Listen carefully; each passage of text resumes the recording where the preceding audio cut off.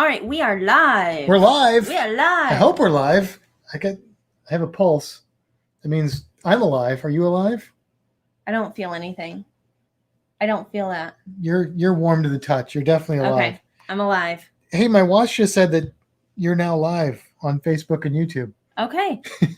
Let's see if anybody joins us. I don't know. I hope so, because we've got some special guests tonight. Yes. You know, and the podcast is going to start at 9 o'clock. And of course, we've got some friends, the Downunder Cruisers, who are already in the green room. Why is it the green room? Why can't it be like the purple room? Who called it the green room? I don't know. I'm sure there's a reason. Are you just calling it the green room? No, that's what it's called. You know, in this, it's called the green room. Oh, I don't know if it's called the green room in this, but that's what they call it, is the green room. That's true. You want to call it the? We have a green room at the aquarium, but yeah. Hey, there's John Klaykowski Bombini, my friend, and also Brian Bombini. Brian, thank you guys for joining tonight. Yeah, I don't know. Do you guys know? Type in the comments if you know. Why is it called the green room? I wonder if it's like, I mean, they call it the green screen. Like, I know why they call it the green screen, but yeah, maybe it has something to do with that. I don't know. I don't know. Yeah. I have no idea. Hey, there's Adam and Rayleigh Creative Travel. Cool. Hey. Adam says, with Matt, sure, it's the yellow room. It's the yellow room. That's right. Because I had to, I had to represent tonight. We're going to talk a little bit about Vegemite tonight. You will probably hear me do some poor attempts at an Australian accent. And I'm not going to even attempt it. Hey, look who that is. It's my mom. It's your mom. Hey, Mom. Bombini, Mama. Have you started your countdown to when you're coming yet? Me? No, her. Oh, are you kidding me? She's probably already packed. Have you Mom, started are you already packed? Do you know the countdown? I know it's about a month. It's a month and 3 days. A month and 3 days, and the moms will be here. Well, a month and 4 days, and my mom will be here. Okay. But yeah. Yeah. Yeah. Yeah. What now, Mom? Happy Mother's Day early. We will say probably something in the podcast about Mother's Day being this weekend, because the audio version of this podcast will come out on Mother's Day. It will indeed. Yes. So, yeah, but she says, "Oh yeah." So I don't know if that means she's already packed. Look, if you're just tuning into this, like after the fact, or even right now live, and you're not familiar with how this works, we basically come on about 15 minutes early before the podcast officially starts and just kind of chat with everybody. If you are here just for the actual podcast itself, just go to about the 15 minute mark in this video. And that is where the podcast will officially kick off, and you'll hear the theme music. Oh, you know what? Let's throw in that. Get it all lined up. Do one of those. No, that there. Yeah, so what you said, we'll start the podcast right at the 8 o'clock mark. You said 9 o'clock earlier. It's 8 o'clock. She's not packed yet. She's not. Oh, at the 8 o'clock mark. Yeah, sorry. We're an hour early because depends on what time zone you're in. Well, that's true. I mean, it's like 9 something a.m. in Australia. Okay. Well, okay. Anyways. Speaking of, once we start the podcast, we will try and look at the chat window occasionally. So if you have questions for them, go ahead and throw them in there, and we'll try and go through if anybody has questions for our friends from Down Under, and we'll see if they have answers. Yes. You have questions, they have answers, or they can make them up, or we'll make them up. We'll just all make things up. Sure. We'll live in imagination land. That's hitting a little too close to home these days. Yeah, Jim's in the Jim. By Jim, I mean John. I don't know. You became my dad for a second. In the mood for a Vegemite sandwich, and he's singing some Men at Work. Well, Men at Work for you there. Mallory's on. Hey, probably Mallory. Andrew also. I think that's just the way that we're always going to do it. Like, hey, Mallory's on. There's and Stacy. I'm sure Andrew's there. Hey, Stacy. How's it going? Hello, Stacy. Type in the chat. What is your favorite Australian musical artist? Put that in the chat. See, let's see who's everybody's favorite musical Can I artist. put mine in there? You can put yours in there, or you can just say it because Oh. people can hear you. I guess that's true. Do you know what I'm going to say? No. No? No. I'll give you a hint. It's country. Australian country? No? No. Does anybody know? No. What's Australian country? I don't. He's a country artist, but he is from Australia. He's from Australia. I don't He's know. Australian. Hey, Gina's on. Hello, Gina. I don't know who that is. I don't know who you're talking about. If anybody knows, put it in the comments. Just say Kimbra's favorite is. There you go. Keith Stacey Urban? got it. Keith Urban. Oh, Oh, he's yeah. Australian? He is? Okay. All right. I love him. I've seen him in concert multiple times. Now, when he sings, does he have? Can you hear the Australian, or does he sound like American, or does he just not have an accent? He's not like as country as like the country that you think of. When he talks, it's wonderful. Olivia Newton-John, John Klaykowski, Olivia Newton-John. There you Oh, go. I didn't know she was Australian. Yes, she's Australian. Oh, cool. I like Olivia Newton-John. I want to see some more. Facebook user says America. I don't know who that. Hey, look, if you're using Facebook and you want to not be anonymous, you have to like hit the link in the description. It'll let you give them permission to use your name, or you can stay anonymous as long as you're polite. Which then we'll that's okay. Yeah. Yeah. Let's see. There's like In Excess is Australian. What are the other big Australian bands that everybody knows about? Help me out, people. My favorite Australian band is Midnight Oil. Okay. You're like, I don't know who that is. You've heard me play them before. Keith Urban is the only thing I got. All right. Any Midnight Oil fans out there? If you're from the 80s, you'll know Midnight. I don't know if Midnight Oil retained their popularity. I think the lead singer became a politician or something like that. I mean, I was born in the 80s. Whatever. Stacy says Men at Work. I do love Men at Work. Yeah, I like Men at Work. That is how I first heard of Vegemite, as John referred to it earlier. The ever popular Vegemite sandwich. I don't know. I do enjoy a Vegemite, obviously, but I just usually have it on toast. I need to find some Vegemite recipes because I'm not just willing, I want to branch out from my current use of Vegemite. It's very limited. Yeah. I feel like it's very, very restricted. You don't eat it that much. I don't. Because I'm always, oh yeah, Rick Springfield. That's right. Did you miss the one that I threw up? You threw up? No. Oh, Iggy Azalea. I don't know who that is. I don't either. Yeah. Somebody on Facebook says, hi. Hey, if you're on Facebook, go to the description and there's a link that you have to click on to basically allow Facebook and StreamYard to see that you're who you are, because otherwise you are a Facebook user to us. AC/DC is Australian? I thought they were British. Are they really Australian? That's interesting. That's cool. I can get behind a little AC/DC every now and then. It's a little more metal than me normally, but they're a good classic hard rock band. I enjoy them. Hashtag you threw. Hashtag you. John's. You threw up. Yeah. Thank you. So 4 minutes, and we will start the actual podcast. We'll start casting the pod. Yeah. Boom,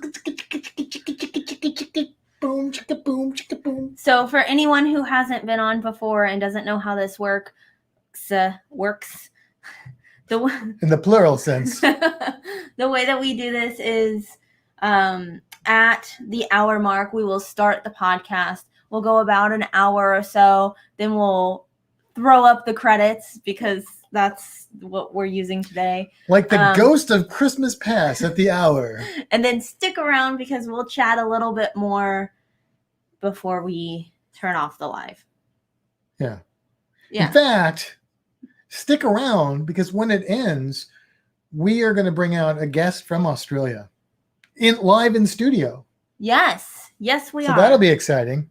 Sort of live from Australia. Oh, well, yeah. There's Lisa. Hey, Lisa. Hello, Lisa. Thank you for joining us. All right. Oh, she must have been on Facebook and did the thing. Yeah, it's kind of weird. I mean, I guess it's good. Facebook is actually asking you something for permission for something instead of just doing whatever it wants. But it's confusing if you don't know. It is. It's definitely confusing. And then like it pops up as Facebook user, and then we're like, hey, you random person that I can't actually communicate with because I don't know who you are.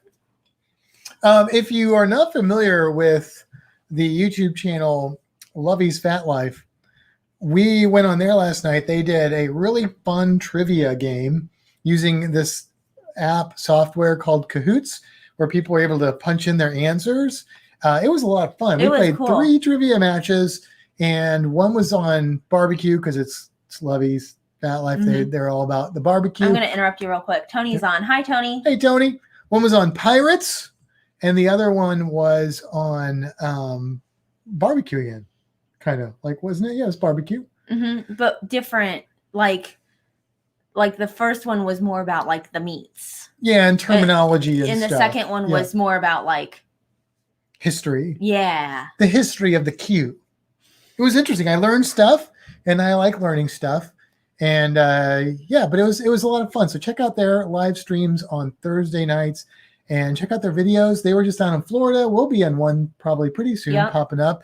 And also, if you like good barbecue, not the Australian version of barbecue, it's not exactly the same. Yeah. And shrimps on the Barbie, I think that's a completely made up American thing. But we'll find out soon.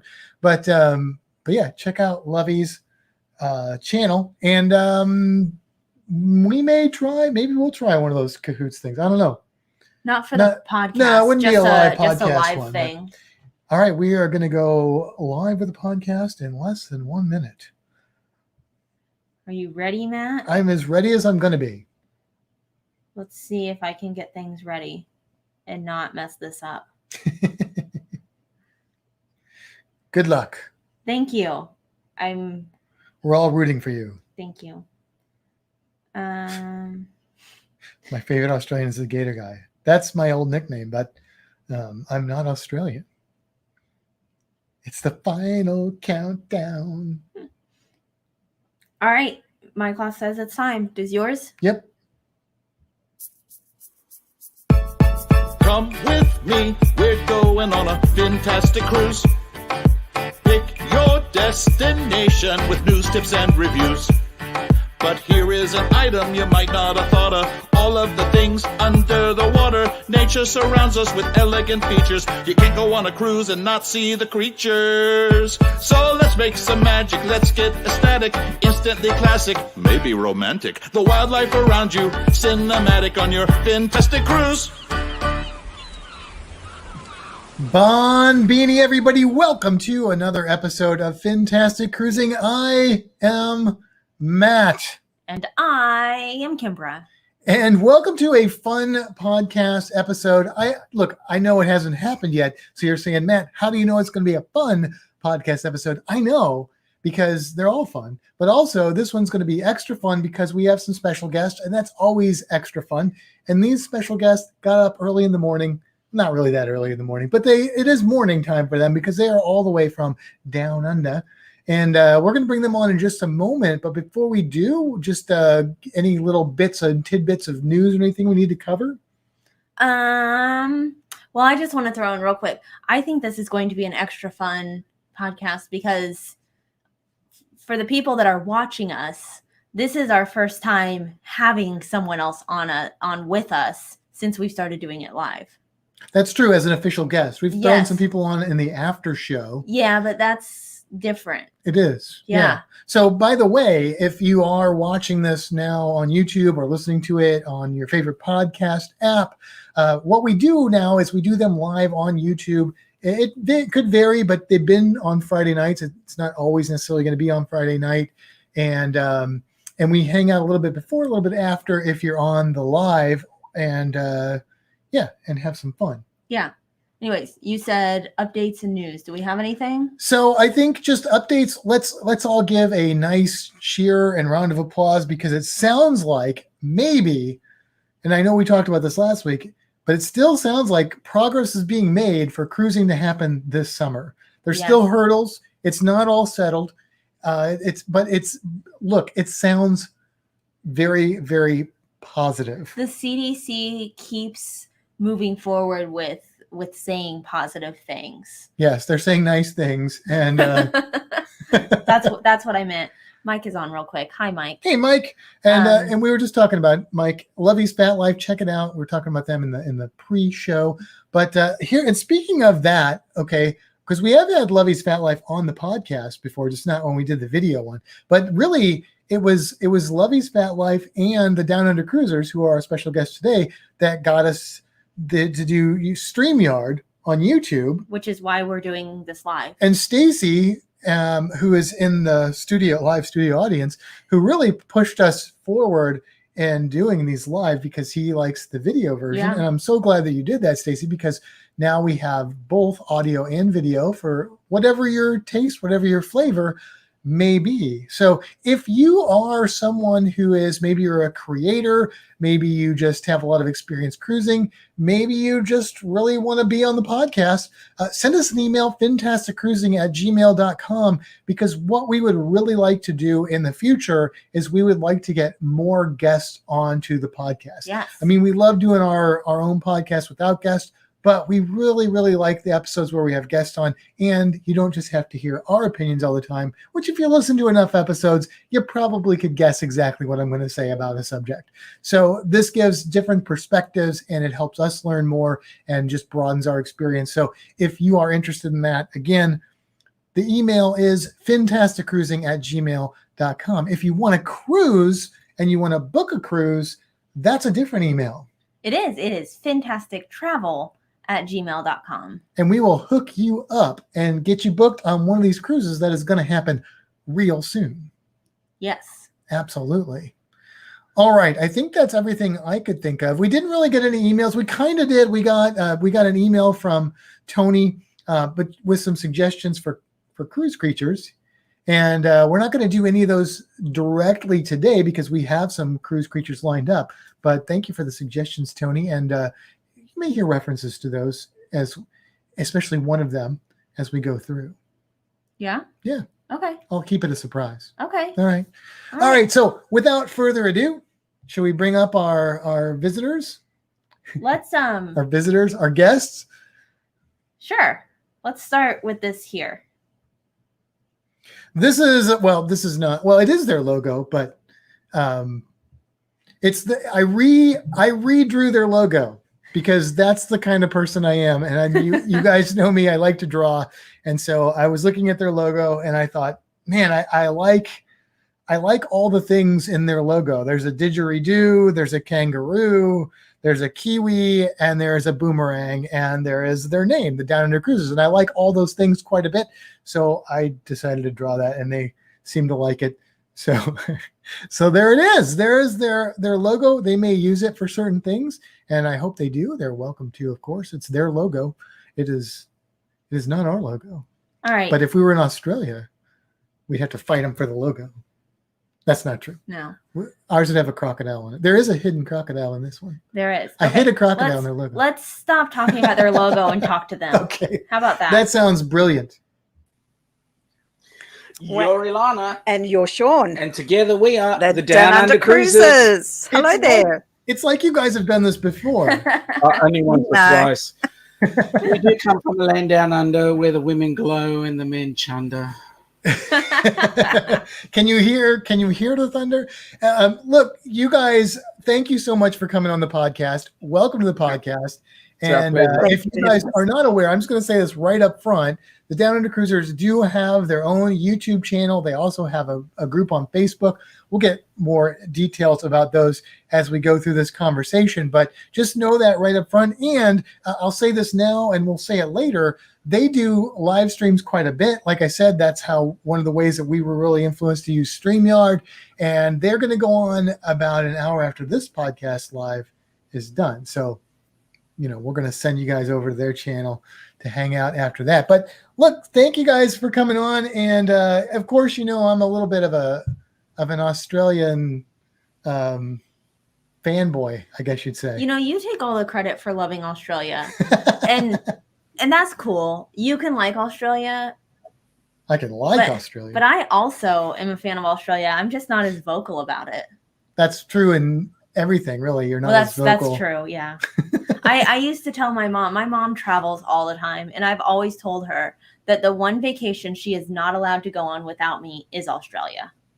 Well, Quite come on right. down. Come on down. There's plenty of room. Now, you guys are from Queensland? Is that correct? No, we're from Victoria. What's We're that? in Melbourne. We're from Victoria. Victoria. No, but why did I think you guys were in Queensland? So Melbourne, Victoria is further south It's than yes, Queensland. Is it? You're in Southeast South Wales, essentially, then, right? correct. Okay. Southeast. Southeast. Are you south? Is that south of Sydney? Yes. Okay. So you're way down there. Yep. All right. So Yeah. all right, that's good to know. I don't know why I had it in my head that they were from Queensland. I don't know. I think Dave set me on the wrong path with that one. Yeah, Maybe. Dave did. Dave's to blame for everything. We'd like to be in Queensland, mind you. It's a beautiful place.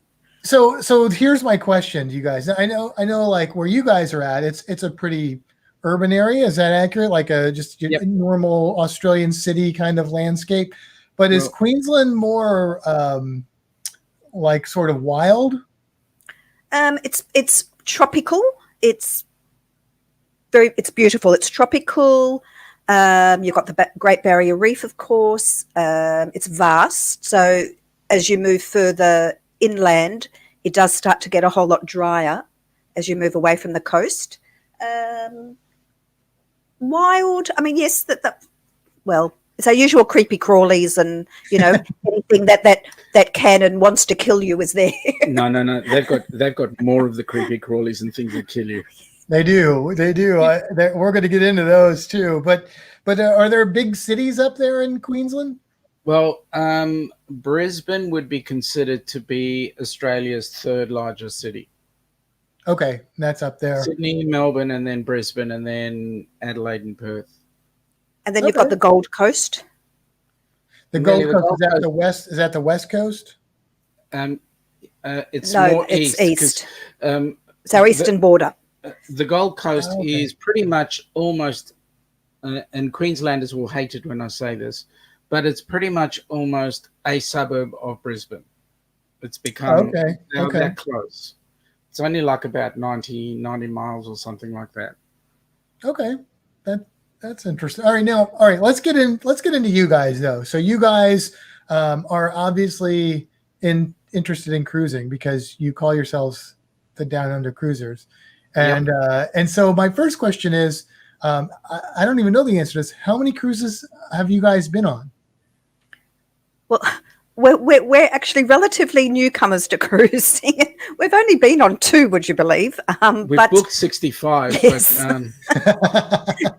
but Yes, due to current climates. But we went on our first one and got hooked pretty quickly, which was unexpected, to be honest. We didn't know what we were going to think of cruising, and it was something that I was not particularly interested in myself.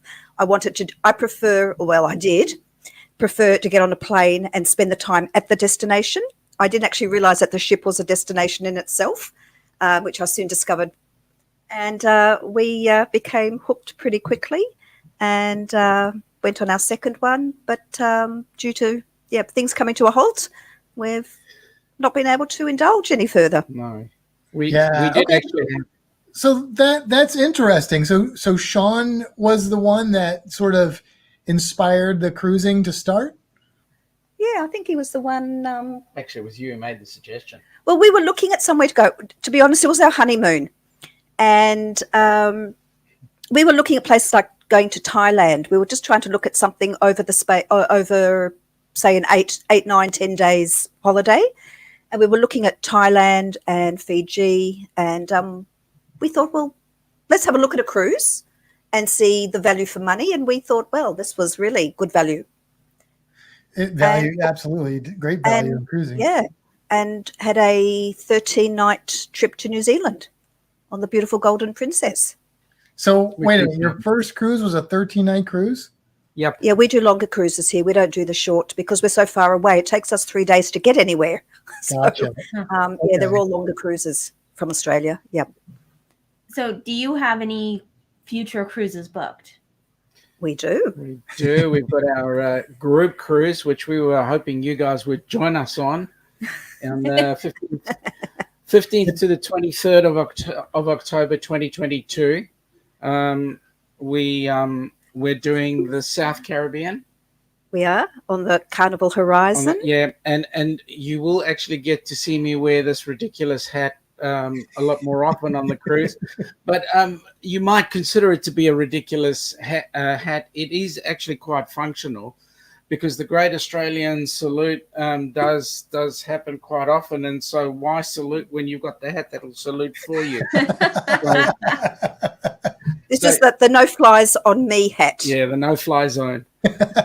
For those of you just listening to this, Sean's hat is kind of a typical Aussie hat, but it's got like strings are those like corks hanging off of it?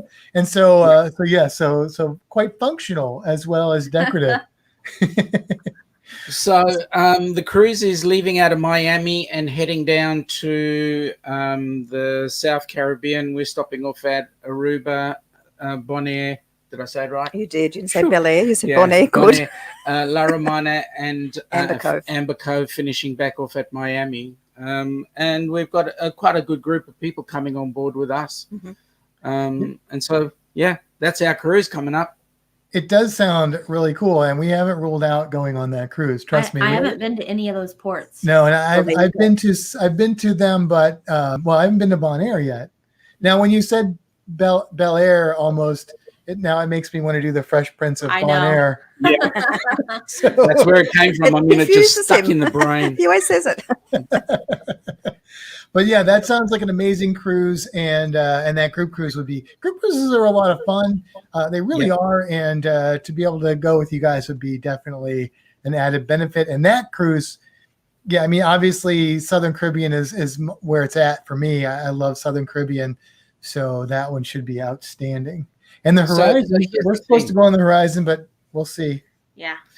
But here's the thing. Matt, the important thing is that because we're going to those places, I know you guys absolutely hate going in the water, so you're going to have to drag me into the water with you, and we'll do some research together, shall we? I think so. Absolutely. Speaking of water, let's talk about your picture. Oh yeah, you got a beautiful picture behind you. For those listening, it's you'll just have to picture a beautiful tropical water scene. But tell us about what's going on there. Well, that was our other cruise that we went 2018. We went to the South Pacific, to New Caledonia, Vanuatu, and Fiji. And that is the gorgeous, stunning place, Mystery Island it's called, in Vanuatu. You just go into ankle-deep water and you see fish and the coral and starfish, and it's gorgeous. So that's at Mystery Island, Vanuatu. And that cruise was actually quite special because it was the opportunity that I had to see where Ilana had spent a fair bit of her life as well. So. I grew up in Fiji, Suva, Fiji, so it was a trip for me taking Sean there. Okay, so I, being a reptile person, when I think of Fiji, I automatically think of the Fiji Island iguana. The iguanas, yes. My best friend had an iguana as a pet, beautiful green, gorgeous green iguana. With the white bars on it. Gorgeous. Like the Fiji. Oh yes, those are absolutely, like, people. Iguanas, first of all, that's not the cruise creature for today, but iguanas typically are New World, so it's kind of one of those evolutionary exceptions where you get an iguana in a place like Fiji. But the Fiji Island iguana, it's a little smaller than like our green iguanas over here, but they are bright green.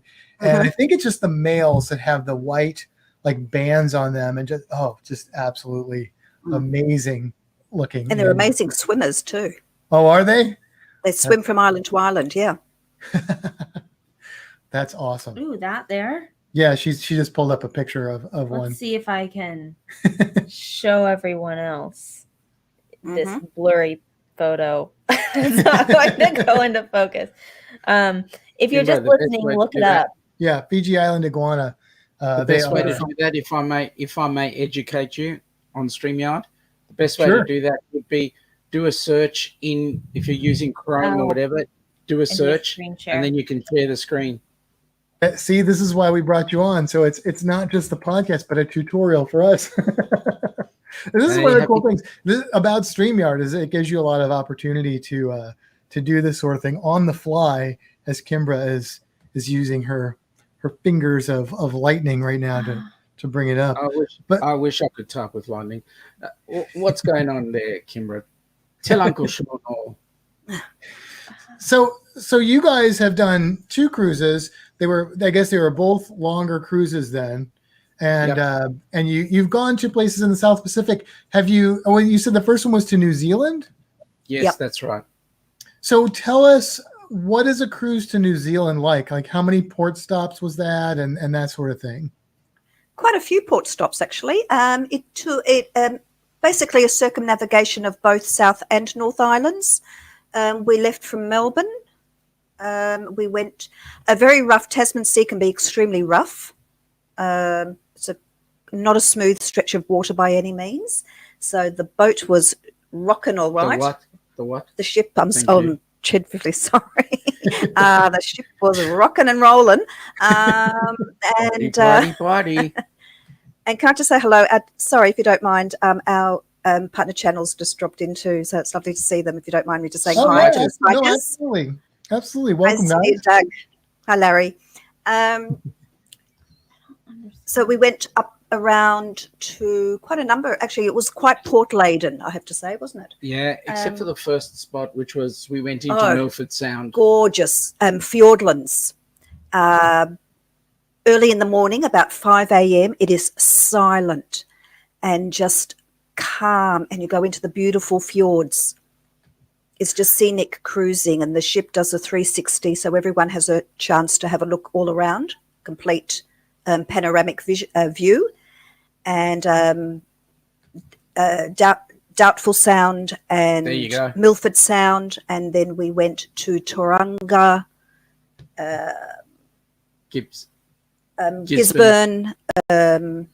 Gosh, it's a while. I can't even remember now. We need to go back. Auckland, of course. Oh, beautiful. Akaroa. Akaroa was gorgeous. It's a little French village in New Zealand. Beautiful. Yeah. We went on a double-decker bus. Oh, that was funny. That was so slow that we were overtaken uphill by a cyclist. Not a motorcyclist, but a pedaling cyclist. Every time we went into first gear, we actually went backwards. Auckland, Wellington, windy Wellington. New Zealand is stunning, by the way. The climate in New Zealand is a little bit cooler, right? Because it's far enough south. Correct. Yeah, it couldn't make up its mind whether it was summer or autumn. It was sort of, you have to layer there because it just changes. Wellington's known as the Windy City, Windy Wellington, and it lived up to that reputation. Yeah, so T-shirt with a few long sleeve layers over the top. And it was, sorry, John, it was January. Yeah. Which should be our summer, and it was quite cool. So for American people, that's summertime in Australia. But it was brilliant. It was brilliant. When I think of New Zealand, I think of 2 things. I think of the beautiful sets on the Lord of the Rings movies, and I think of the Thompson twins. So that's what I think. Wow. That's a blast from the past. As part of the cruise, they did have an excursion to Hobbiton, so you could have gone and had a look. I don't know what's going to happen after this lovely pandemic, but and I use the word I look at this pandemic as having both a good side and a bad side. The bad side is the effects on the general population around the world. The good side is I would never have met guys like you. So. Yeah, it's there have been some silver linings with the pandemic for sure. So yeah, but yes, lots of non-silver linings, but there have been some good things that come out of it. Really, very cool. Yeah, New Zealand is New Zealand's not high up on my list of places to go only because there's so many places on that list that it gets pushed down. But if I was able to spend a lot of time in that part of the world, it would move to the top really fast because it just looks like a gorgeous, gorgeous place. That cruise sounds amazing. All those guys, stops for over there. what it's worth, you don't want to only do a cruise around New Zealand. You want to go and get an RV and you want to drive the place. New Zealand is absolutely exquisite. Just a place to you don't have time on the cruises to really take it all in, you think? Well, the interesting thing is when you're going from one point to another, the top end of New Zealand has a lot of natural beauty. It's just, it's just gorgeous land. Then you go down to the South Island and you get all these natural wonders happening, like these sulfur geysers, these hot water geysers, water spouts, they call them. And the beautiful rivers where you can do the jet boating. Absolutely. It's just, you've just got to spend time. Yeah, the scenery is stunning. But then if you really want to upset a Kiwi, just tell him that he's the 8th state of Australia. I mean, the Prime Minister of New Zealand even admitted it. She didn't want to, but she admitted it, that New Zealand is the 8th state of Australia. We consider Kiwis to be our brothers from other mothers. Yeah. So I was going to say, is there a tension? Is there like a tension between Kiwis and Aussies? It's almost, only only at rugby. Only at rugby. That's right. In rugby. But it might be the same relationship you guys have with Canadians. Okay. Yep. That probably is a good analogy there. Very cool.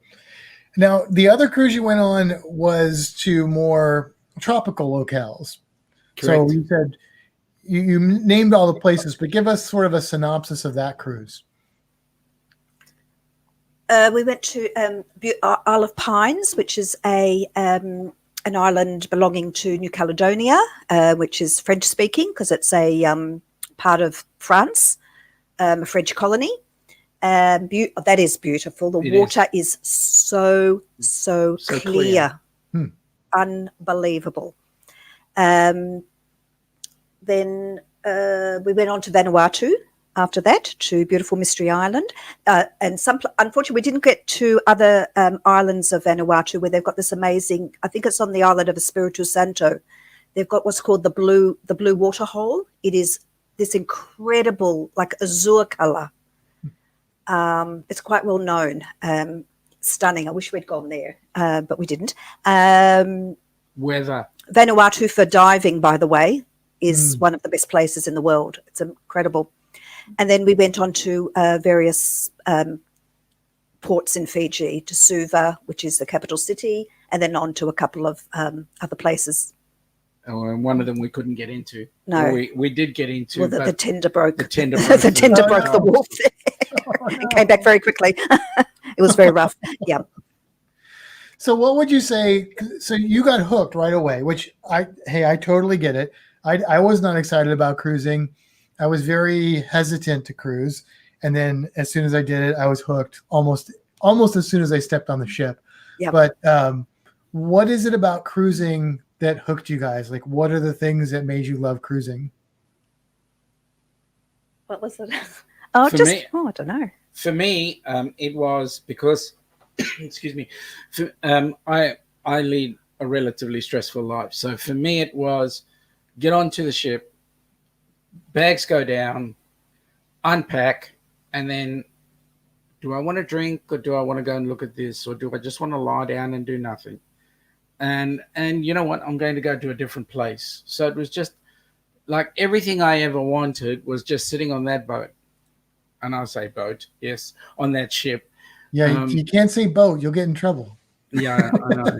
Yeah. It was just for me. It was just you get on and that's it. I don't want to run, so that was it. No, I get that. Well, yeah, I think I was hooked the minute we saw that ship as we were driving towards it. Yeah. It was like, oh my God, this is the most beautiful thing I've ever seen. Yeah. And it was just you get caught up in the excitement, and there's just something when you step on board. It's like, oh, wow, and knowing that you're going to wake up and go onto your balcony or look through your window, and you're going to see the most beautiful scenery, and also have the choice. You do nothing, or you can join in, and got the choices. It really is great because it can appeal, and it does appeal to so many different people for so many different reasons, and you can get so many different experiences out of the same cruise, just depending Correct. on how you want to do it. And the stress level, like those two things hit for me too. Like the stress level is like almost zero, and just being able to be adventurous, forcing me to relax, because I'll adventure the whole time if you give me the opportunity. But when I have to relax, I enjoy it. Yeah, those are definitely things that hit for me. Yeah, just knowing that once you're on the ship, you know that you're going to go to all these different places, but you don't have to do that. The ship is going to do it for you. So you're vacationing while you're going to your vacation spots. Yep. Correct. And I think that, you said that when you saw the ship, you were like, wow, this is incredible.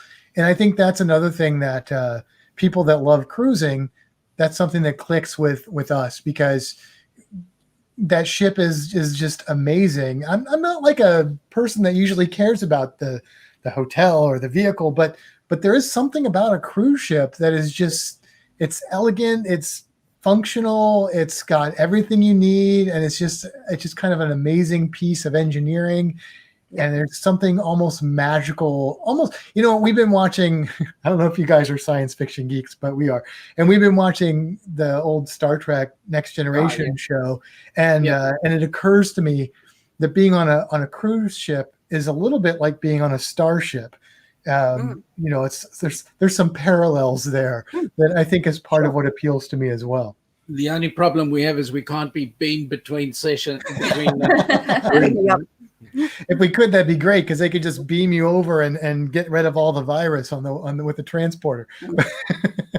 I'm with you there. I have to say, I don't know if it's like this on other cruise lines, but on Princess at midday, the captain would come on and give pearls of wisdom, little tidbits of interesting maritime information. It was just really, some of them were hilarious. And so you'd all stop and listen. It was really interesting. The world stopped for the captain. we really waited for midday to hear the bells, and then the captain's pearls of wisdom. It was fabulous. I have not experienced that. I wonder if that was that the case on two different Princess ships? Yes. Interesting. Oh, that's cool. We'll have to ask one of our faithful listeners, Mary Miller, is a avid Princess sailor. We'll have to see if they're like that over here, but that would be pretty neat. Yeah. Of course, Princess, part of the Carnival Corporation. Mm-hmm. How did you find the cruise directors on the Princess ships? Were they very involved, or were they kind of just in the background? Well, being our first cruises, we didn't know what to expect anyway. So for us, we can't remember, to be honest. Well, So it must be. Look, we enjoyed ourselves. That's all I can say. Aussies are a bit different to Americans. That's true. We watch the people's vlogs on say the carnivals, and Americans are far more willing to immerse themselves in the deck parties and carry on. People think I can see someone's comment there about Aussies being quite rambunctious, but when we look at Americans, that, by the way, and welcome. when we look at America, I know we have a reputation for drinking, but we don't. But anyway, and we look at Americans, and they're all into the deck parties and dressing up and whatever. We found that on maybe it's Princess because it's a slightly older, perceived to be an older demographic. We didn't find that. It was it's probably a different atmosphere. Princess is sort of it's a little bit older crowd, but also sort of a different atmosphere that they sort of a little more high class. Yeah, a little bit. Yeah. And so you probably get a little bit different feel. Carnival's kind of known as the party ship. But maybe that's just one more way I'm a little bit Australian, because I'm not a deck party person. My favorite thing to do on the ship is sit somewhere where I can smell and see and hear the water and just relax. Maybe have a cocktail, maybe draw a little bit. That's like the pinnacle of my cruise experience on board a ship. I like some of the activities, like the trivia. I like all that kind of stuff, but I give it all up just to sit on the deck and listen to the water and stuff. That's one of the reasons that I really like the Carnival Paradise is they what's the 21 and older called? Um, Oh my gosh. wow, no, I'm blanking out on it. See what she did to me? What's it called? Somebody in the cruise, in the The chat. space that only 21 and older can go to. It's the adults only. The area. adults only. Yes. Anyways, it's right on the back of the ship, and it's not like super high or not super low. It's like right on a good level, and you can sit right at the edge and just watch out the aft and all the wake and stuff. Is that what that's called? Yeah. Am I missing it? I just I can't think of any words. Serenity? The Serenity deck. Oh my gosh. Wow. Yeah. You know, like the Firefly movie. That's right. Yeah. Yes. Streaming. And then Mallory just said Serenity in there, and so did Stacy said Serenity. So I've got a comment for Streaming Bean. Oh yes. Are you trying to tell me that I'm nearly dead? Carnival for the newlywed and princess for the nearly dead. That's more home America. Ouch! Ouch! Mate. Shots fired. I'm just saying, he's from Canada. He's not representing. But no, wait a minute. Fellow Canuck, we would be protecting you Canucks from these Yanks, but no, you've just blown it. Oh, that's hilarious. You can't beat an aft wake view, can you? What's that? You can't beat a wake view. No, it's awesome. Like that, my first 2 cruises were on the Paradise, and that was like my favorite place to go. Just sitting, and it's just right there, and I could just sit there and just watch it. Yeah, it's definitely a good spot. Yeah. So, what do you guys think of the food on the cruises? Are you like, it's good? We rolled off the ship literally afterwards. We were, I was. No, we went not on. Good. I mean, it was that good that it was not good. We went on the ship as guests and came off as cargo. I don't know what it is. It must be the sea air, because I found that my clothes shrunk. That's and I think it's the sea air that does that. I don't really understand it yet. Well, there are little pixies in the cupboard during the night that sew the seams together. It's a mystery.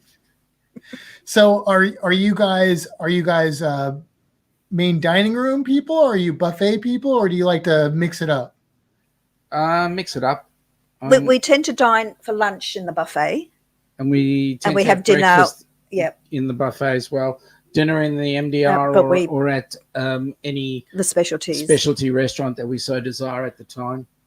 Yeah. Did you do some specialty restaurants on the Princess ships?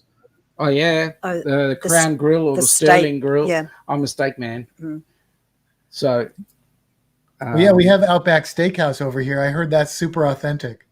Yeah, not. Yeah. They don't even have good kangaroo there. What is that? Look, we always laugh about it when someone mentions it. The first time I walked into an Outback Steakhouse, I looked on the wall and they had a photograph of an alligator, not a crocodile, an American alligator. And that's when I knew it was all a sham. And then I saw that same photograph of an alligator in other Outback restaurants after that. So wow, that's interesting. The food is amazing, and that's the only thing we do stress about is from the minute we get up, it's like, what are we going to do for lunch? We love our food. What are we going to do for dinner? That's what you do on holidays. You think about where are we eating? What are we eating? And the best thing is, Honey Bunch, you don't have to cook it.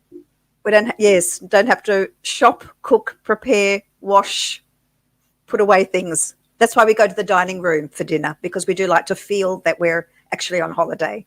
Yeah. Any favorite dishes that stand out that like a must-have? Steak. He loves his steak. I have to say the Princess have their desserts. We can only talk about Princess, of course. I'm sorry that we're going on about it, but we have nothing to compare yet. But their desserts, they have Norman Love, who does the chocolate desserts, are spectacular, awesome. Absolutely spectacular. And they had a fabulous Japanese restaurant. Unbelievable. We love Japanese fresh seafood and beautiful sashimi and beautifully presented food in the Japanese restaurant. That was fabulous. And it was one of the upcharge restaurants. And funnily enough, it was empty. It was empty, and B, it was cheaper than if you went to any of the other upcharge restaurants. So it was Interesting. We loved it. Was it a la carte, or was it pay once and you get to pick these items off the menu? You had a choice actually in that one. You could pay a one-off per head, and you got like a set menu, but you could choose within the set menu. You had choices, or you could choose individual a la carte items. Okay. Are there any? Sorry. They had a Curtis Stone restaurant called Share. I don't know if you know who Curtis Stone is. He's an Aussie chef, well known. Okay. Oh, okay. He's quite well known. Look at them, they don't even know who he is. Okay. He's supposed to be well known in the States because I think he lives most of the time there. We didn't find that terribly exciting. The menu was. No, it wasn't exciting. We didn't know. Didn't excite us. They had some of the Curtis Stone dishes in the MDR. And when we tried those, they were like okay, pretty ordinary, average. Okay. Sorry, Curtis. Now that was my next question. Do you know, was there anything that was very Australia specific on your cruises, since they were cruising out of Australia? Like, I don't even know if I would know if we had like an American specific menu, because it's just normal for me. But like, do they have Vegemite on the Australian cruises? Oh, I've seen that. I think they did. Yep. Sorry. They had the little sachets. They had the little sachets in the buffet for breakfast. Yeah, you could ask them. Yeah, for your toast. But I had to bring my own. I just said if we want Vegemite, all we need to do is go down to the engine room and get some of the axle grease that's out of there. You know. Yes, would know the difference. But now, by the way, Matt, I'm under strict instructions from Dave that I've got to bring a suitcase load of Vegemite for you. I mean, Ilana will bring it because she'll have some, but I've got to bring it just for you. So we'll try and get it. I can't argue with that. It sounds sound to me. I can find it over here. Oh, Tim Tams. There's a British shop that actually occasionally has Vegemite, and I can order it off of Amazon. But yep. I won't say no to a suitcase full, because here's the problem. Like, I like hoard what I have, and I'm like, ooh, should I eat it? Can I only eat it on special occasions? So a thin smear, I hope only. I hope you don't load it on. I was instructed by Dave how to eat Vegemite properly.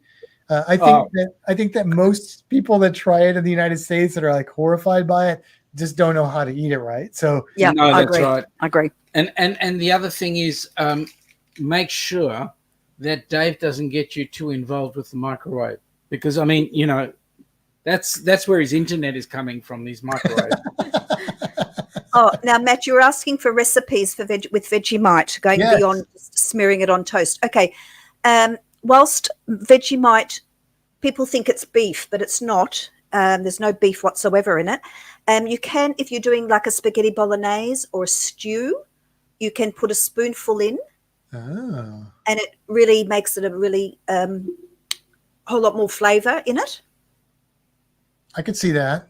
Adds flavor, and a little bit of salt, of course, because it's quite salty. But yeah, you can pop it into cooking.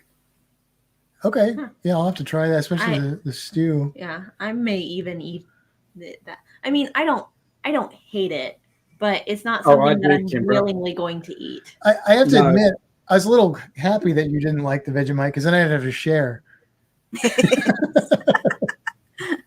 Kimbra, you won't put that stuff down my throat.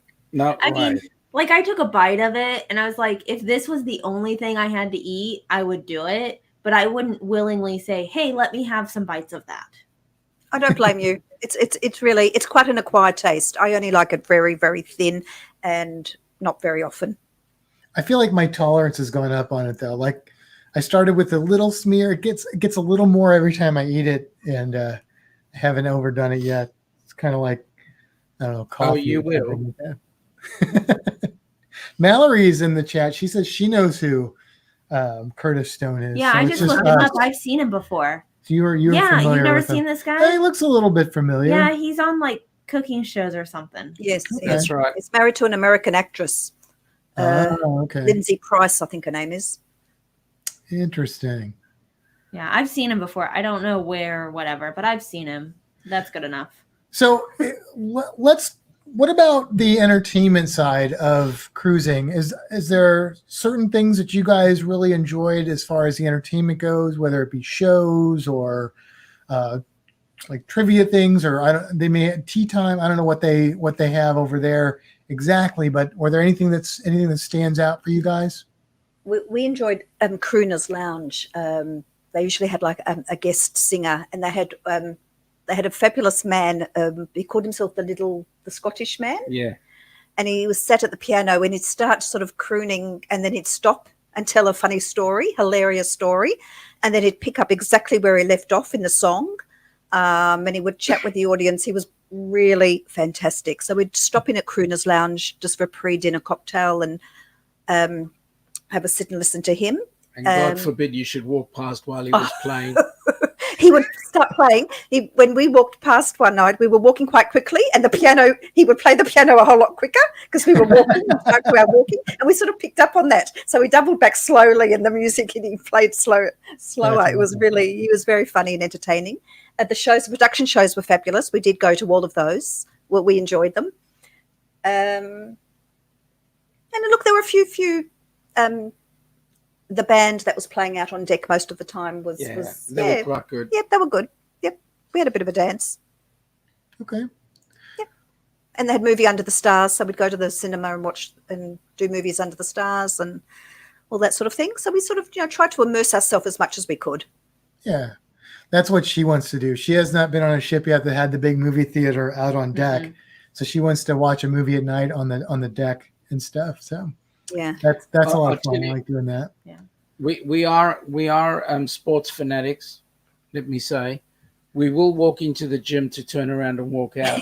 We did go to the gym. We went to the gym. We walked through the gym to go to the dining room, to the buffet. You had to walk. That was our gym experience. That's like exiting through the gift shop at a place like that. They're like making you walk through the gym. That's going to make you feel, but they probably do that so you'll eat less food. They're like, we'll save on some food because people walk through the gym will be like, I better not eat that. That didn't work for us. Did not work for us. What I don't understand on ships, though, where does this idea of these art auctions come from on ships? I don't get that. It is interesting, and there are people that buy the art in those auctions. I don't know if you're really getting a good deal or if it's just kind of the fun of buying it at sea or what. I mean, I'm an art person, so I like to go through the art galleries on the ship, but I don't know. They're not cheap. I must confess, I'm not an arty. And if I look at a painting, it's either got to tell me something, or forget it. I'm not even going to look at it. For example, at the National Gallery of Victoria, they had a painting there. It was white with a red dot in the middle. That's the Japanese flag, isn't it? No, the Japanese flag's a little bit bigger than that. But this was just like just a dot, and everybody was looking and going, "Oh, this is gorgeous!" And I look at them and I go, "Yeah, right." Yeah, it's very. Well, Sean, where's your hair gone? I got sick and tired of being knocked out by my corpse. Oh. Besides, there's no flies in here, right? No, there aren't. No.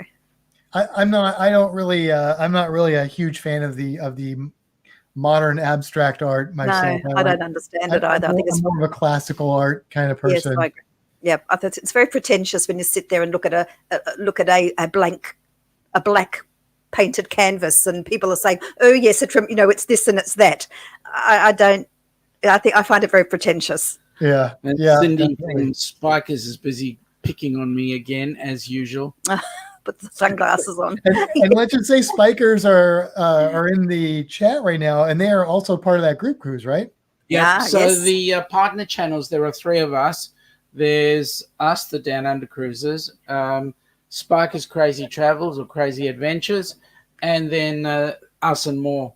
So the 3 of us are the hosts of that particular group cruise. Come on board, have some fun. Well, listen, we asked you guys to help us choose a cruise creature, so we're going to jump into the cruise creature right now. Awesome.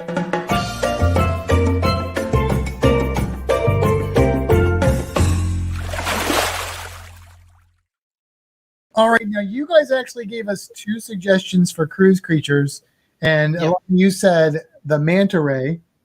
I did. We did do the manta ray. It was quite a while back, but I thought we could highlight a couple things. If people want to hear a longer version, it's episode 34. But are you ready for this? I'm ready. Kimbra is going to do the manta ray, and then I'm going to do Sean's cruise creature, which is a little bit more complicated. So go ahead. So I am not doing very good with this cruise creature thing, but I'm going to attempt it. So the manta ray is one of actually my bucket list animals to swim or dive or snorkel. I don't care what it is. As long as I'm in the water with it, that is like one of my bucket list animals. So there are 2 species of manta rays.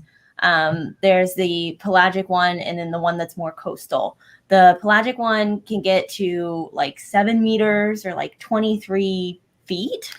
I just want to point out that I put all the measurements in metric for you guys. Oh, thank you. Thank Then I had you. to put it in. We Then I had to dumb it down for Americans. So I got the Good on you. All right. Yeah. So 23 feet or 7 meters, but that's like, it's huge. that's like 4 of you. Yeah, about. Yeah. And then the smaller one gets to like 5.5 meters or about 18 feet, which is also big, huge. Yeah. So they're very big, and they live kind of all over the world in like the warmer areas, not like real cold stuff, but like, you know, the warmer areas. That's where I'd live if I was in the ocean. Yeah, Warmer absolutely. only. So you can find them on different areas of the world. They do, they filter feeders, right? They're filter feeders. Yeah. So they feed on plankton. They have the little thingies on their fronts. Do you remember what they're called? It starts with a C. It does. It's cephalic fins. Yes. And those things kind of help move the plankton into their mouth so that they can filter it through. That's what I use these hands for when I'm at the buffet to shovel it in. We're basically all manta rays. Other species that are similar to them, like the devil rays and stuff, have the sensory organs, the ampullae of Lorenzini, but the mantas, they've lost those sensors. So now they're just food shovelers, we think. As far as we know. Cool. I mean, maybe they just like to wave them around too. I don't know. Yeah. Maybe. Hello, I'm a manta ray. I mean, that's what I would do. And then, of course, they do have the counter shading, which Matt has talked about all the time, where they're darker on top and then lighter on the bottom. And that's to help them. So if you're above the water, they're harder to see because they blend in with the top. And underneath, of course, they blend in like with the sky. And that is my super quick version of my cruise creature, the manta ray. Well, let me just add a couple of points on there that weren't in the notes necessarily. One is that there is a really strange individual manta ray that lives on the Great Barrier Reef, that is called Clouseau, after Inspector Clouseau from the Pink Panther, and it is a pink manta ray. Wow. Really strange. They don't know why it's pink. But it's cool. Probably a genetic anomaly. Yeah, it's not. If you look at the pictures, the majority of them are not photoshopped. I'm sure there are some out there that are, but yeah, it's interesting. And then we mentioned earlier that Tony Dial sent us an email with suggestions for cruise creatures. Well, we're not going to do this cruise creature specifically, but there is a predator there's a few predators, the manta rays. That's why you wrote that on there. But one of them that's kind of strange is the cookie cutter shark, which is a relatively small shark. But they're called cookie cutters because they take bites out of things, and their jaws make it like you're taking a cookie cut out of stuff. And so they will bite the manta rays out in the open ocean when they dive deep and stuff like that. So yeah, pretty cool. May I ask? I've got 2 questions. May I ask 2 questions about the manta ray, please? Absolutely. Are rays actually flattened sharks, or are they their own species? So, do you know the answer to this? They're in the same category. So sharks and rays are, what is it? What's the word? They're elasmobranchs. Yes. Is one of the classifications. Yeah. Which Yeah. includes, well, chondrichthyes is cartilaginous fish, and then below chondrichthyes is elasmobranchs, which is all of the sharks, rays, sawfish, skates. But then sharks are in their own group within that, and rays are in their own group within that, and then the manta rays are in a group within the rays. So they are closer related to a shark than they are to a bony fish, but they're definitely their own thing. Like, thank you. And just a question number 2, what is the difference, if you were to, what is the actual difference between a manta and a stingray? Sure. So manta ray doesn't sting. So the stingray has that barb at the back of its tail. Yep. That can kind of shoot out and sting. The manta ray doesn't have that. Shoot well, out. It sticks stings. out. Yeah. Okay, whatever. It stings. The manta ray doesn't sting. It doesn't have that. And then rays, with the exception of the devil rays, which are in the manta ray group, stingrays are also bottom feeders that'll feed on like oysters and clams. So their mouth is underneath, and all of the manta rays are the filter feeders with the mouth in the front. Yeah. Oh, okay. Yep. Cool. So you did a good job down there on your cruise creature. Did I do okay? You did great. That was very Great good. job. Was, Thank you, Kimbra. I learned. Yeah. And thank you for those questions. Now, Sean, of course, look, Sean's a guy, and I think it's a guy thing that what do we ask about? We ask about what's gonna kill us, right? So Sean shows, and I understand, he shows one of the most interesting creatures in the world, which is the cone snail. And of course, everybody knows, all the stuff in Australia once they kill you. I've got my little Steve Irwin here. But the cone snail is arguably the most venomous animal on the planet. But it's not as simple as that, because there are probably about 900 species of cone snails in the world. And I'm going to turn on my iPad camera here. I can bring in.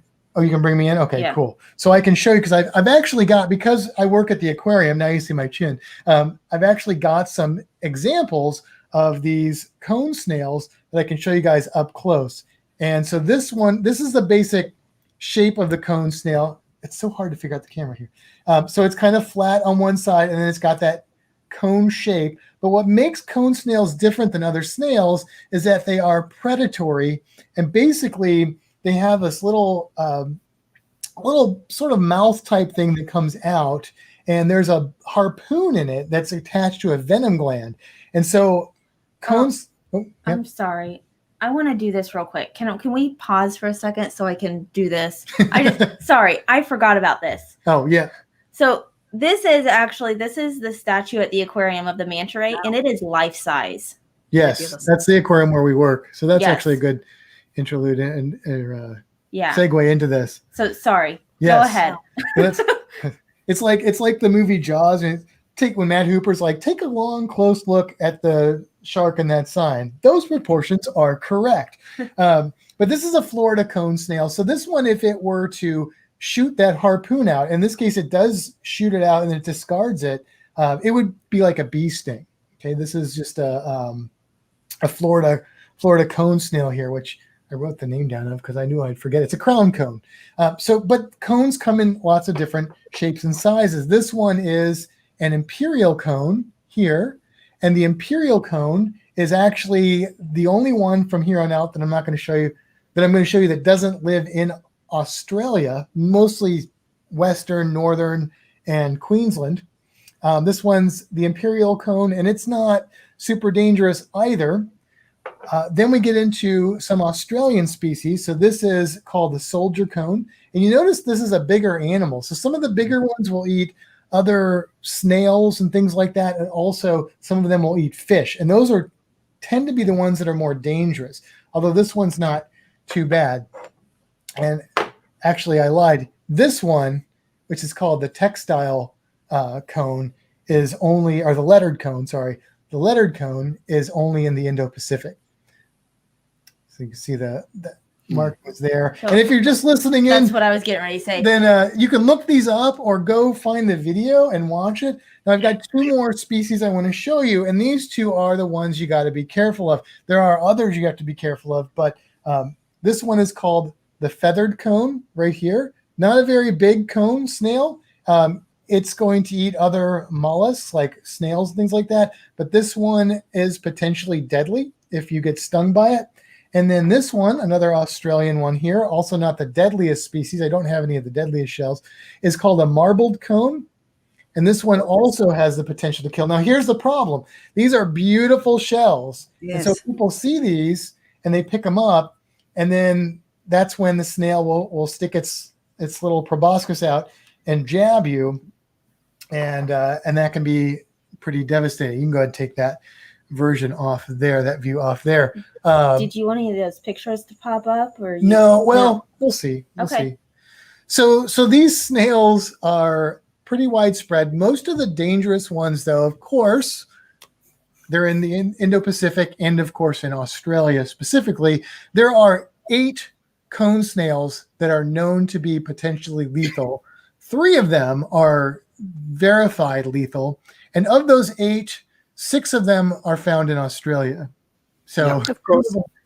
And they are all up around the Northern Territory, Northern Queensland area. Yes. And the most dangerous one is the geographer cone. So we can bring that up here. Let me see. I'll bring a picture up on here. I believe it is. Let's see. Whoop, that's not it. I can't see these little pictures. This one. The geographer cone. Now, this is the deadliest cone. Now, here's the interesting thing. The way that cone snails work is that their venom, it doesn't kill you right away. They used to call some of them the cigarette shell because they said you had enough time to smoke a cigarette before you died. But in reality, it usually takes about 5 to 8 hours for it to become lethal. And throughout the last 300 years, there have been about 36 fatalities attributed to this geographer cone snail, but there's probably more fatalities. The problem is sometimes those effects don't happen right away. And even when they do happen, basically what the venom does is it shuts things down. It shuts down your respiratory system. It can cause paralysis. And so sometimes people might die and they just assume they had a heart attack or something like that. So they don't necessarily know. But the geographer cone is this is actually one of the bigger ones. It's about 10 to 15 centimeters, which for our American listeners is 4 to 6 inches. And then we've got the tulip cone, which is another very deadly cone. This one is also in the 2 to 4 inch range, 4.5 to 9.5 centimeters. And then the first one I brought up on accident, the striated cone, which gets about 4.5 to 13 centimeters, so 2 to 5 inches. So, and these guys are either fish eaters or the tulip actually eats other snails and things like that. A lot of the smaller ones will eat marine worms, and those are the ones that are, and the majority of them are just going to give you a painful sting. But if you are stung by a cone snail, there's not a whole lot you can do about it other than get to a hospital where they can try and keep you from dying until the effects wear off. There's no anti-venom for it. There's none of that. It doesn't exist. So you're thinking now, well, these cone snails are terrible. We should get rid of all of them. But hold on, not so fast. Cone snails are actually super important, and we're studying them and learning a lot of information about them. There's a lot of medicines that have been procured from cone snail venom. There's already some pain relievers. There is a pain reliever. I'm looking for my notes here called Zyconotide, which is 1,000 times as powerful as morphine. It's sold in the United States as Prialt. It's an FDA-approved drug. But there's also clinical trials underway for the treatment of things like Alzheimer's disease, Parkinson's disease, depression, epilepsy. There's a lot of chemistry going on in these snails, and there's a lot of potential for medical value from these venoms. So what's the rule? The rule is if you see a cone, leave it alone. And that's like a pretty common saying over there, right? That's like, do they say that like as a PSA, public service announcement? Yeah. Yep, absolutely. We learned that in Fiji too. Do not touch anything at the bottom on the sand. We're kind of lucky in the Caribbean and Florida. We have cone snails, we have jellyfish, but we don't have any that are typically lethal. It'd be a really weird situation where any of those would be lethal. But if you're in other parts of the world, you definitely want to familiarize yourself with the local marine life, because most of the time there are simple precautions you can take, or things just like not picking up the snails, wearing the right type of beach shoes, stuff like that, that are going to keep you protected. But you need to know about that so you don't foolishly pick up that beautiful marbled snail shell and end up being the last thing you ever pick up. But the reason, Matt, I asked you about the cone shell was we teach first aid as part of our business, and that's one of the things that we talk about in our courses. Very cool. So let me ask you then, because I just, from doing a little research for this cruise creature, I came across some medical advice, which was basically, and let me see if this is what you guys, if this sounds accurate to you guys. It said to relieve pain, put it in as hot of water without it obviously causing a burn. And then it said to put a pressure wrap on it that didn't cut off the circulation, and then get them to like a hospital where they could get them on a respirator or something like that. Does that all sound like accurate information? So we are more likely to use the hot water for something like a sea urchin. Somebody standing on a sea urchin, that sort of stuff. We will use the same bandage we use for snake bite, which is the pressure, we call it the PIT. It's the pressure immobilization. It's actually the bandage is what it's called, pressure immobilization bandage. And that is the current practice for treating snake bite, blue-ringed octopus, cone shell, and there's one other. Oh, it'll hit me. You know when it'll hit me when I'm about to. Like a jelly, like a sea wasp, or probably not a sea wasp, maybe a Sydney funnel web. Yes, the funnel web. Yep, that's right. But funnily enough, the Sydney funnel web is not only the funnel web spider is not only based in Sydney. There are funnel webs throughout Australia. The Sydney one is the most recognised for being the most venomous. Okay. So. For those four creatures, primarily we're using the pressure immobilization bandage. And here in the United States, we will tell people not to tourniquet or anything, a snake bite, but there's a reason for that. One, most of the snakes in the United States, if they bite you, it causes real fast swelling, but also they're just not as deadly. And so you have more time to get them to a hospital. Yeah. And for a non-trained person, it's easier to do more damage to them. Like if they tie a tourniquet, if they don't have the proper type of bandages and stuff. I know in Australia, you guys have anti-venom, not just for basically, if you are bitten by a venomous snake in the United States, you get the same type of anti-venom, whether it's a rattlesnake, no matter what species, a copperhead, a cottonmouth. The only thing you would get different anti-venom for is a coral snake, because that's closer to what you guys have. But in Australia, they have anti-venoms for individual species. And my understanding is even a brown snake in this area has a different anti-venom than one from this area. Like they're very focused and specialized in their anti-venom because of the higher toxicity, but also it's more effective. That is correct. And the reason for the pressure immobilization bandage is, yes, we don't want to cut off the circulation, but what they do want to attempt to do is keep the venom in the lymphatic system, so that when you do go to hospital, the doctor can then do an extract, test the venom, and then give you the relevant anti-venom. Very cool. Very cool. All right. That's cool. I learned something creature related. That's awesome. All right. Well, one more thing I wanted to say before we wrap up here. And you guys do something really cool, and I'm just kind of learning about it. I believe it's called Helping Hands for Cruising. Is that the accurate? That's correct. And you guys, you want to just tell people about that real quick? Absolutely. To give you a heads up, with our group cruise, there were a number of people that we were really interested in joining us on the cruise, obviously. And there was a young gentleman that inspired me predominantly. He was, I don't know if you know Darian from Magnificent Germany. He and a group of guys got together up in Helen, Georgia, and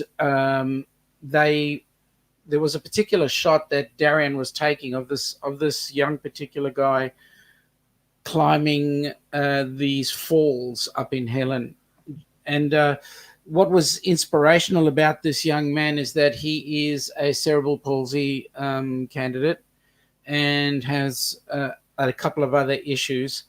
And he actually did not back down from anything that he did. He just said, I'm climbing the hill.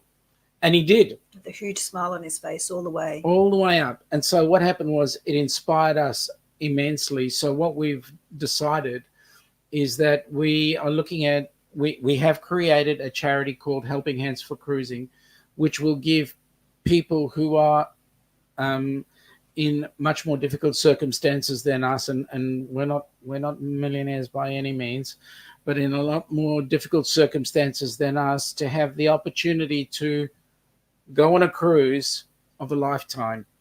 And so the young man that we were talking about is our first recipient. So what we're intending to do is on the 6th of June, we're running a cruise-a-thon. We'll be running for 12 hours, getting different groups in, and we're hoping that you guys might partake in that. Yeah, we'd be interested. It's a way of you actually running a show for an hour and passing on to the rest of the group, and whatever proceeds we make from that go into Helping Hands for Cruising, so that we can pay for people less fortunate, less able to jump on a cruise with us and enjoy what we enjoy. It'll be an ongoing thing. It's not just a one-off. Yes, Love is Fat Life. It is Kenneth, correct? So Kenneth is our first recipient based on his inspirational walk up the falls. It was just so brought people to tears watching it. It was incredible. And if you have a look at our YouTube channel, we've got a YouTube channel called Helping Hands for Cruising. It is the number 4, not the words 4. So Helping Hands for Cruising. There is an interview I did with Kenny, and you'll be able to share a slight tear, but at the same time, hopefully be as inspired as we were. To give you an example, Kenny has just completed, he's 26 years old. He has just completed, and he's a cerebral palsy casualty. I won't say because his mind is not in the diseased space. His mind is in a very positive space, but he has just completed his auto mechanic school. Right, so you can see that everything he's doing, everything he's saying is in a positive vein, and this is incredible. That was our inspiration. So there we go. That's awesome. Awesome. Yeah, that's really cool. I watched that interview and it was very inspiring. And I hope he passed his exams. I know he was getting ready to take his exams. He's finished now. He did his last exam just 2 days ago. Yeah, we spoke to him just as he was going off to do his exams. That's all done. He said he felt pretty okay about it. Good. Well, tell people where they can find you, and we will also link that in the show notes, and feel free to link that over on the Fintastic Cruising community as well, but we'll put it in the show notes of the podcast and everything. We'll put the Helping Hands for Cruising there too, but go ahead and tell people about, where they can find you on YouTube and Facebook. So we have a YouTube channel called the Downunder Cruisers. We're, as you can tell, folks, we are very intellectual. I learned stuff. So, possibly 50% of us. 50% of us, not me. I'm punching way above my weight. No, the Downunder Cruisers, there's a Facebook page and also the YouTube channel, the Downunder Cruisers. We run our live streams Wednesday. I'll say it in your time. Wednesday, because of daylight saving, it's Wednesday 6 a.m. and on Friday evenings at 10 p.m. For those of you that are outside of the pond, that's Wednesday evenings at 8 o'clock and Saturday mornings, or midday. Saturday midday, actually. It's all sorts of crazy shenanigans. I think today we've got a crazy shenanigan going on. And actually, our main our motivation was to encourage people to come down under, because and to visit New Zealand as well. We represent the Kiwis as well. That's why we have the Kiwi in our logo, because we find that people a lot of the time just see, Steve Irwin and, watch Crocodile Dundee and have really no idea about what Australia actually is and all about. And we want to tell you how fabulous it is here. Yes, we've got a couple of snakes. Yes, we've got a cone snail, but you know what? That's not Australia. And we've never seen any snakes or cone shells in our lifetime. So we did once. Well, okay. At the zoo. At the zoo, yes. I have seen Steve Irwin, by the way, at the Australia Zoo. I think that's a big misunderstanding about Australia, because we talk about, people say like, oh, everything in Australia wants to kill you, but that's not the reality for people that live there and visit there. Yeah, so much beautiful country and culture there to see. Culture, yeah. Yeah, we've got a lot of culture. Yes, Larry, and sharks. Yes, and sharks. Of course, yes, Larry loves the sharks. And also, when just real quick for my brain, when you said that that cruise-a-thon on the 6th of June, was that in Australia the 6th, or is that in the United States on the 6th? No, it's going to go. Obviously, we have a lot of our listenership coming out of the US, so we'll be running at the 6th of June your time. Okay. All right. Well, guys, thank you so much for joining us. It was a pleasure to get to talk to you guys. I can't wait to get to know you guys more, and we really appreciate you coming on the podcast. Just come on the cruise. You're going to have a good time. It's not off the list. We're waiting for cruising to officially come back before we book anything. We can't commit to any more cruises right now, but it is a high up on the list cruise potential for us. Awesome. Lovely. And we are, when we come, we've had our first dose yesterday. We had our first vax yesterday ready. And awesome. We do plan, we want to come to the aquarium. Yes. It's on our list. We're gonna knock on your door and say g'day. We're gonna stand under the big manta ray out the front. Yes. That sounds wonderful. All right. Well, let's go ahead and close it up. All right. Well, on that note, I think it's time to head for the horizon. And until next time, seize the day. Have a fantastic week, everybody. Bye. Bye.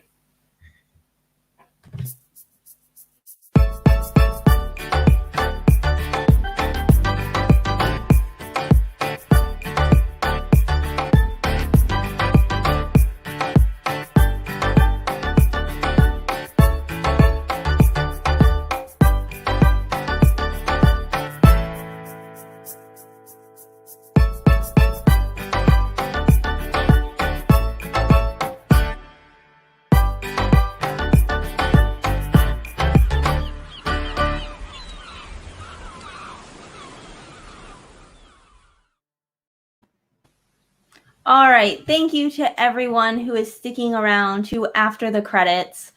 Matt has something special to share. Well, since we have you guys on from Down Under, I thought I'd bring one of your natives here. You ready? Yeah. Oh, you're gonna do it there? You want it up close? Yeah, put it on the iPad one. There we go. See if we can get her. She's going to shed, so she's not as pretty as she normally is, but she's always gorgeous. She is always gorgeous. This is a jungle carpet python from Queensland. Yep. In fact, you guys might be familiar with a place called Zilly Falls. I don't know if you've heard of that, but we found it on a map in the approximate area where she would live, so that's how she got the name Zilly.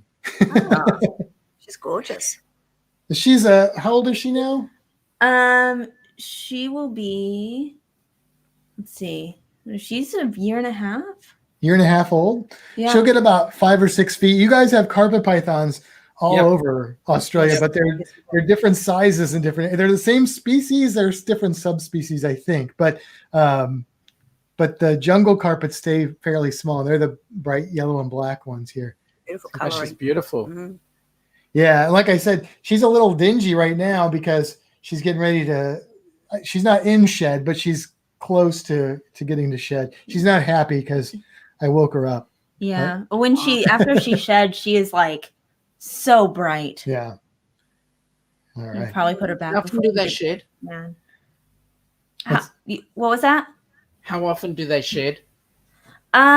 She sheds as she gets bigger. She'll shed less often. When we first got her, she shed, I'd say every 2 weeks and then every month. Now she's at about every 3 to 4 months. Okay. She's gorgeous. Color on her, beautiful. Yeah, they have to. You can turn the iPad one off. They basically, in order to grow, they have to shed their skin. So when they're younger, they're growing faster, and they shed more often. And then once she's kind of technically full grown, officially snakes never stop growing, but they kind of get to a point where they pretty much do. She may shed a few times a year, something like that. Mm-hmm. Cool. Well, that was really fun, guys. We really did enjoy that quite a bit. Thank you. We did too. And I don't know. Did anybody? Yes, Plum Travel is non-venomous. She's a python, so if you're a snake, you're either a constrictor, you're venomous, or you are like a water snake over here, garter snake, where you just basically grab your food and swallow it while it's alive and wriggling. But all the boas, pythons, rat snakes, king snakes, they're all constrictors. And then, of course, your cobras and your eastern browns and your tiger snakes and your rattlesnakes and your copperheads, the venom is primarily a way to incapacitate their food and then start the digestion process. And then it's also secondarily a defense mechanism. But constriction is not. So snakes will never constrict to defend themselves. They only constrict to get their food. I'm noticing that Real Unc D's got a comment there. What's he got? Oh, yes. Showing it on our awesome. A friend's wife is from Melbourne. You got to say it's Melbourne, right? Am I saying that That's right? Yeah, not Melbourne. Melbourne. Not Melbourne, yeah. He's seen a snail or snake once. They got to get out more. But it's a little chilly this time of year. You're getting into your winter, right? You're kind of going into fall. We're headed into winter. I think the temp now is we had 12 degrees this morning. It actually looks beautiful outside at the moment. I think it's about 22 possibly right now. Celsius, that is, of course. I was going to say, I know 11 degrees Celsius is about 52 degrees Fahrenheit because that's the temperature we keep one of our touch tanks at the aquarium. That's quite cool for us. So the way we do the calculation is take the temperature you've got, multiply it by 2, and then add 30. That gives you a rough, close guide. Okay. That works. That's another, I think, misunderstanding about Australia is that people don't realize that parts of Australia get pretty cold. I mean, it's not, you guys aren't that far from Antarctica, really, at the bottom of Australia. No, Tasmania, which is our southernmost, the island state, gets pretty cold because that's the southernmost part of Australia, which is also a glorious place. It's very much like New Zealand. That's cold. Tassie gets cold. Melbourne would be second coldest, let's say. Yeah. But strangely enough, Adelaide to our west and not far away can, in summer, has sometimes often really, really, really high temperatures. Just the way where it sits or something, maybe in the middle of are they more central on the south end? Yeah, they are. South Australia, right in the middle. Yeah. You've got a map right there. I do have a map on the one, because I can't read it because there's a bright light in my eyes. Yeah. We've got an Australia map right up there on the wall. Yeah, Dave and Sue sent that to us. You picked up some lingo there, Matt. I like that. What did you say? A gander? I love that. Yeah, that's right. Actually, I said something, and as I said it, I don't know if that would be the Australian way of looking at it. I said at the bottom of Australia, do you guys look at Southern Australia as the bottom and Northern Australia as the top? Yeah, pretty much. Okay. So they'll call Darwin the top end. Top end. Mm. Okay. And Kakadu up the top end. Yep. All right. But then I did see the other day somebody had a shot of Australia, and they were talking about it from space, and they had it upside down. So, you know, who knows what's the top end and what's the bottom end? Well, hey, and people in the chat, do you guys have any questions we didn't get to for the Downunder Cruisers while they're on here? And also, at the top of the next hour, you can switch over to their YouTube channel, and they will be going live. If you don't get to it here, we'll let them go in a little bit here so they can take a break and get ready for that. Unc D says, I used to work at a museum and did some work with a red-tail. Oh, he worked with red-tailed boa. Okay. Our podcast always turns into a herpetology podcast at the end. So. We actually have a park nearby called Kakaruk Park, and it's well known for snakes, but people are confusing the snakes that are there, and I think some think they're the brown tiger snakes, but in fact it's the copperheads, I think, that are there. And people, when they walk the dogs, because part of it's off leash, and it's suggested that they keep dogs on leashes because they wander off into the long grass, and that's where the snakes are. But it's teeming with snakes. Huh. And it's not that far from us, actually. It's like about a 10-minute drive or 20-minute, half an hour walk. It's a wetland area. Okay. Now, where you guys are at, is it pretty urban, or is it more like rural, or what kind of area are you guys in exactly? We're in the burbs, southeastern suburbs. Okay. I feel like Dave always acts like you guys are in the middle of nowhere. That's why. because Dave is in the middle of nowhere. He might be. Yeah. The Victoria's known as the Park City.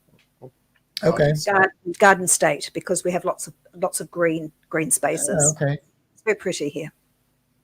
And the city of Melbourne itself, the way that it's been designed, the city of Melbourne is actually a very small area, but Greater Melbourne, which has like 27 cities in it, Greater Melbourne is about a day and a half drive from one end to the other. Oh, wow. Okay. It's one of the largest, suburban sprawls.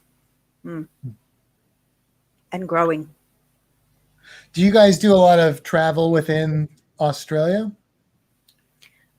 No, to be honest, we'd like to at some stage, possibly get an RV and go traveling. We would love to see, I'd like to see the West. I do want to go up to Kakadu, to Uluru in the centre, and Alice Springs. But having said that, we just came back from a place called Echuca, which Kimbra pronounced correctly last time. It's because I can read. Yeah, well, it's a bit like a blind person reading a cheese grater, right? You never know. How far is that from you guys? Echuca, it's about a 3-hour drive. It's right on the border of New South Wales and Victoria. So Sydney's in New South Wales, Melbourne is in Victoria, and there's a river that goes in the middle called the Murray River, which is basically the border. Which is basically the border between Victoria and New South Wales. Okay. So the New South Wales city is called Moama, and the Victorian side is called Echuca.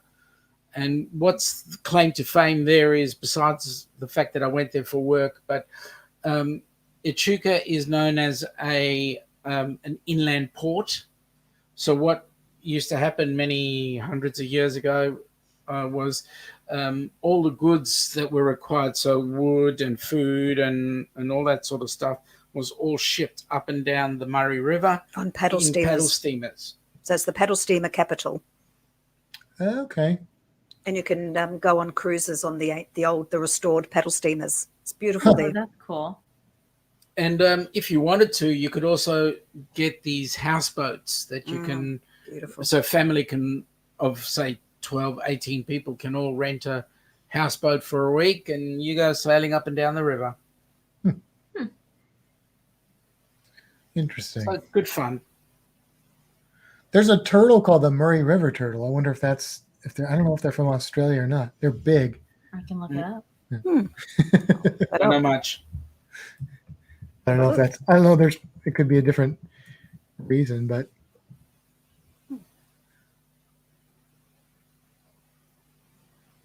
So what is your favorite place that you've been to in Australia? Like if somebody was coming there and they could only spend like a week, where would you tell them to go? Okay, so that depends on the time of year. Ah, If they decided to come around New Year's Eve, I would say go to Sydney, Yep. so that you can see the fireworks on New Year's Eve. Yep.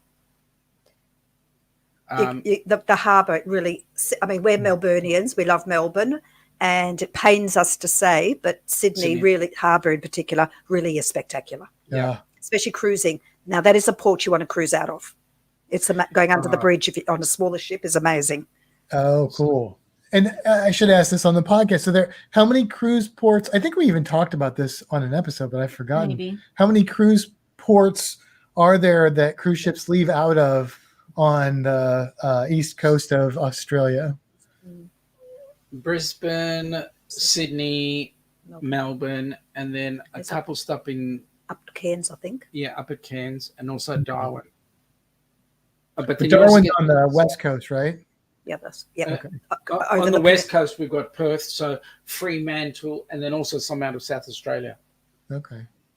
Matt, I'm just looking at Murray River turtle, and I think it is an Aussie turtle, also known as the Macquarie turtle. And that's a very Aussie name too. Yep. It says coastal rivers up New South Wales coast. Okay. Yep. So that's probably the river they're in. It's also found in the coast of Queensland's rivers in the Cooper Creek ecosystem. I feel like there's something special. Are they really big? It says they're about the size of a dinner. 3 species about the size of a dinner plate. Okay. There's something special about them because that name immediately popped into my head. So I've learned and forgotten something about that turtle at some point in my life. Maybe we had him. I used to work at the St. Louis Zoo. Maybe we had him there or something like that. I don't know. So Matt asked what people should do when they come to Australia. What about in October?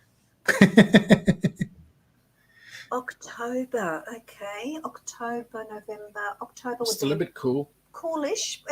Look, we have very strange weather. It can be. But then again, if they go up north like Queensland, it's pretty nice. But they have the wet and dry season, Yeah, tropical that's true. wet season and dry season. They're wet and dry. Wet and dry, really. I suggest in the Central Australia for a real Indigenous immersive experience. I think would be to go to Uluru and Kakadu. I'd like to. Yeah. See, that's the thing. I want to come to Australia really bad, but there's so much there I want to see. I want to see everything. The tropical areas. I want to see the outback. There's different areas of the outback I want to see. I want to see Sydney and Melbourne. I want to see all of it. Don't blame you. I had a zoology teacher that he went to Australia, bought an RV, like you're saying. He drove around. He was a college professor, so he got like a sabbatical, drove around for 6 months, sold it, and flew back to the States. I'm like, that's the way to do it. Oh, let's do that. Yeah. I think people don't realize how big the country is. Right. I think it's about the same size as the United States, if I'm not mistaken. You're right. Yes, it is. The landmass is just slightly bigger than the continental US. Okay. Without having Alaska included in there. So just plop Australia on top of the US. And that's a big place. Like I've only traveled in a certain fairly small area within the United States, especially by vehicle. Yep. So I mean, just flying Melbourne to Perth is about 5 hours. Huh. Let's do the thing. Plum Travelers wants to know, do boats drive the right, and that's in quotes, way in Oz? Oh, Larry. Oh, Larry.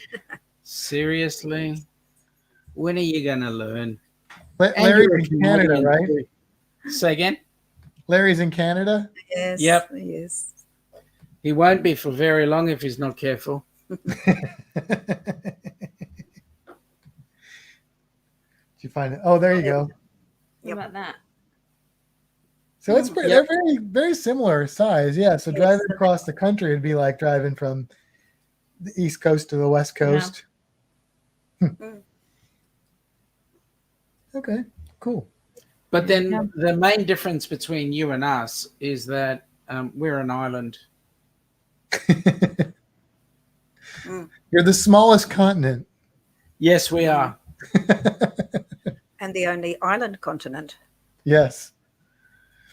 Well, that's why your ecology is so strange, because you guys have been separated from everybody else for so long that all of your plants and animals have gone their own path,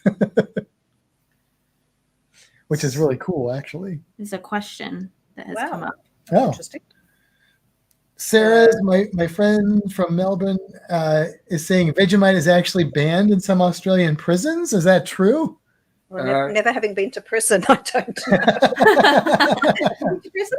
Not this week. To be honest. No.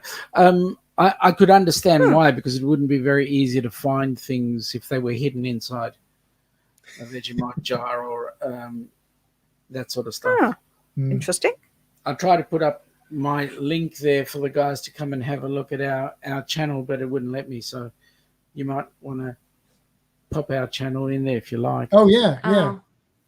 Oh. We're this is where we're rookies and noobs at this. We didn't even think about that. I got this. She's on it. Kimbra's on it. Oh, good on you, Kimbra. Thank you. You're better at the techie stuff than I am. And if you're not willing to wait for her to do that, search the Downunder Cruisers, Downunder as one word for that search, and they'll pop up. And also, if you're watching this in the future, we will put it in the show notes as well. So you'll be able to find which I should have done earlier, but I slapped, so I'll do it later.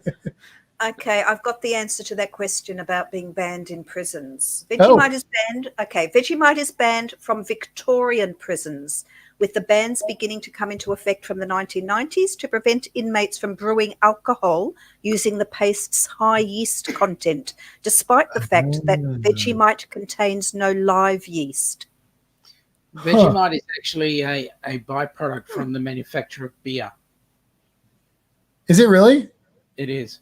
I know it's a yeast product. Well, there you go. Very interesting. You want to make an appearance? Bring the dog on? Yeah, just a quick appearance.